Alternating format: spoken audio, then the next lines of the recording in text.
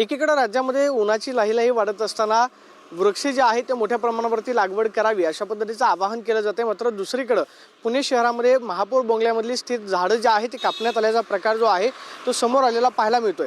पुण्याच्या महापौर मंजुषा नागपुरे यांच्या महापौर बंगल्यातील निवासस्थानी जवळपास 20 झाडांच्या फांद्या, त्याचबरोबर आपण पाहतोय की झाड जे आहे ते कापण्यात आल्याचं समोर आलेलं आहे। जवळपास 20 झाडांच्या फांद्या ज्या आहेत त्या कापण्यात आलेल्या आहेत।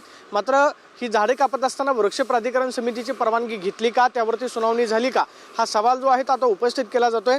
मात्र महापौरांना याबाबत प्रतिक्रिया विचारली असता महापौरांकडून जे स्पष्टीकरण देण्यात आलेलं आहे ते म्हणजे झाडांना कीड लागलेली होती आणि झाडांना कीड लागल्यामुळे ह्या झाडांच्या फांद्या ज्या आहेत त्या कापण्यात आलेल्या आहेत। मात्र महापौरांकडे हा प्रस्ताव गेल्यानंतर लगेच त्याला मंजुरी कशी मिळाली, त्याचबरोबर याच्यावरती हरकत आणि सुनावणी झाली का, हा सवाल जो आहे तो वृक्षप्रेमींकडून उपस्थित केला जातोय। पुणे शहरामध्ये उन्हाचा कडाका जो आहे तो दिवसेंदिवस वाढतोय, तापमानामध्ये मोठी वाढ होताना पाहायला मिळते।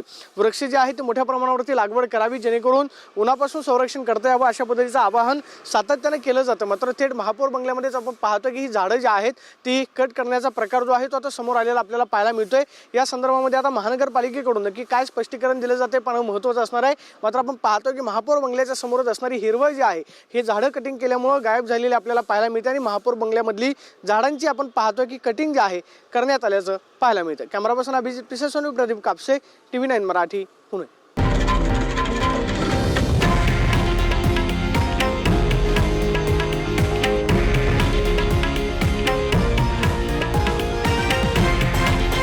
हे आहे देशातील नंबर 1 न्यूज नेटवर्क आणि आपण पाहत आहात TV9 मराठी, एकमेव।